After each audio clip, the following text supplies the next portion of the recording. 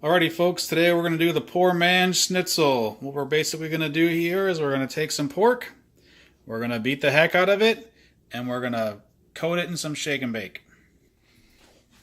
Okay, so we're going to open up our pork packet here.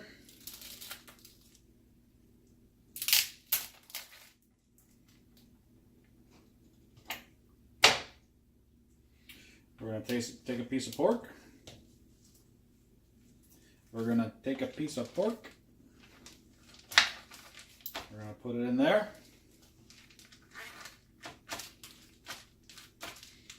I'm going to get most of the air out of it. I like to leave a little tiny hole here, just enough so no juices splash around, but so air can get out of the bag so we don't explode the bag. Alright? So all we're going to do here is we're going to take it, get yourself a device to beat the heck out of your pork. Sorry if that's shaking. Get yourself a device to beat the heck out of that pork with. I like to use the flat side. Put your pork in the middle of the bag-ish and let out all your frustrations.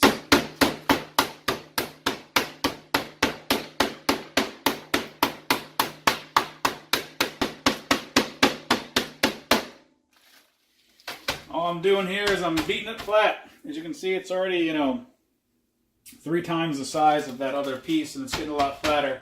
Gonna beat it up a little more, and then we're gonna move on.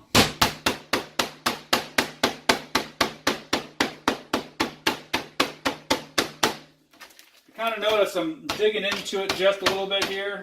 Instead of hitting flat on, I'm hitting it at a corner, just a tiny bit, just so it helps, move it around a little bit.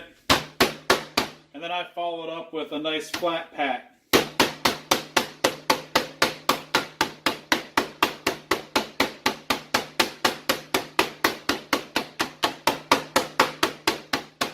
Okay, that's good enough.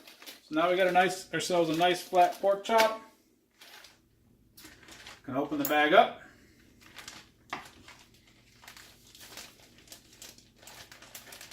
Gonna take the pork chop out.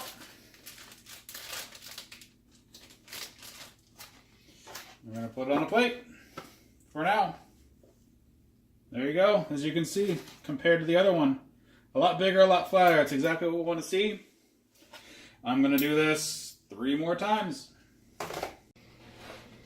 Alright, so now that our meat is beat, we're going to go ahead and follow the instructions on the back of our shake and bake, our generic shake and bake. Back here on the back, it basically says we're going to moisten the chops. We're going to coat the chops, and then we're going to bake the chops. So, we got our egg here.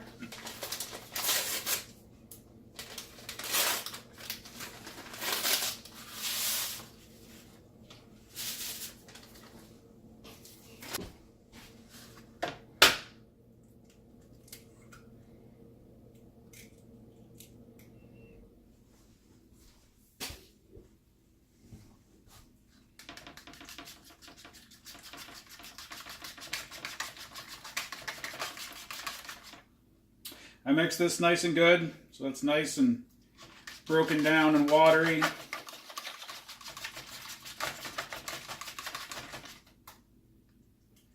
I feel it lasts longer that way. We have more surface area now that our pork chops are flattened to deal with. Want to make sure they all get coated. Alright, so you can see our pork chops are nice and big and flat now. They are about, I want to say, somewhere between 1/8 and 1/4 of an inch thick now. Like, we just beat the heck out of them so they're nice and flat. Alright, so I'm going to coat it, dip it in there. Whoop. Almost forgot to grease our sheet. Don't judge me, internet. I feel you judging me. I don't care. I'm using Pam.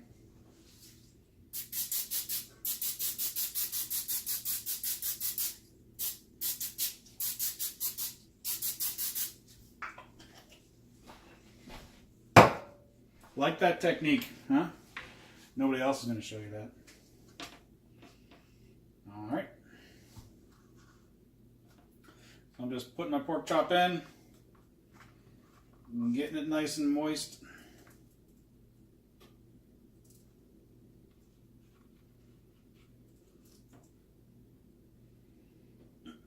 Letting it drain off.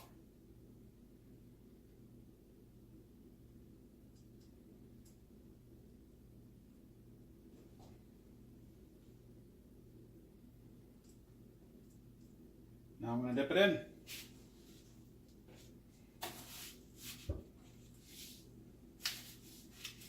For this piece, I actually like to have a spoon, which I'm going to go get to help get some of those crumbs on there a little better.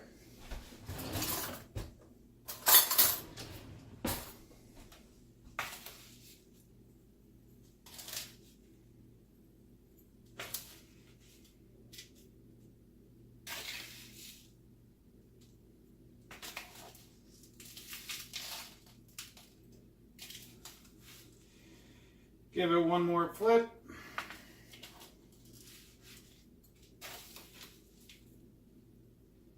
Do the same thing. I like to get it nice and coated. And I'm getting crumbs all over my table. Countertop, I should say. All right. Now, kind of shake off the excess a little bit. And I put it on here. Put it on the sheet. And now I do that for the rest of them. Okay, so I got all 4 made here. One thing to note is that this says on the box, it'll make 8 bone-in pork chops or boneless. If you notice, I only got 4 here. I'm only going to get away with 4 per box. So just make sure you note that. If you want to do 8, make sure you get 2 pans and get 2 boxes.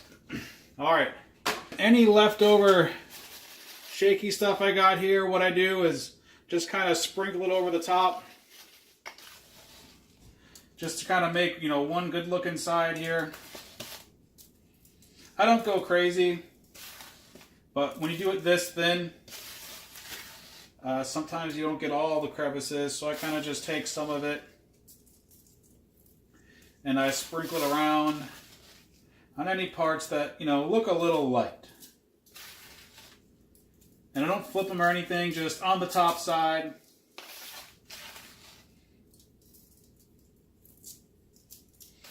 And that looks about good.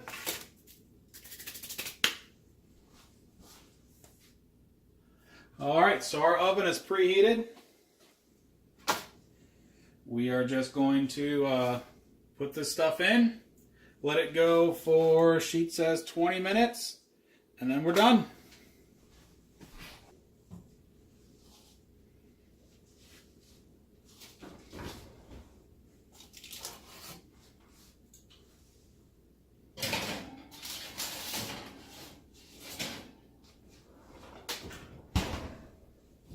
Okay, so pardon the noise, but our cooking some other food, cooking some mac and cheese and some broccoli here. But our schnitzel, poor man schnitzel, should be done here. Oh yeah. Oh yeah, look at that.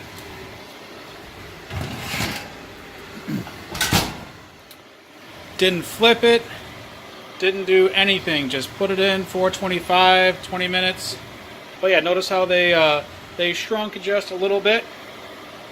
But other than that, they look really tasty. Oh yeah.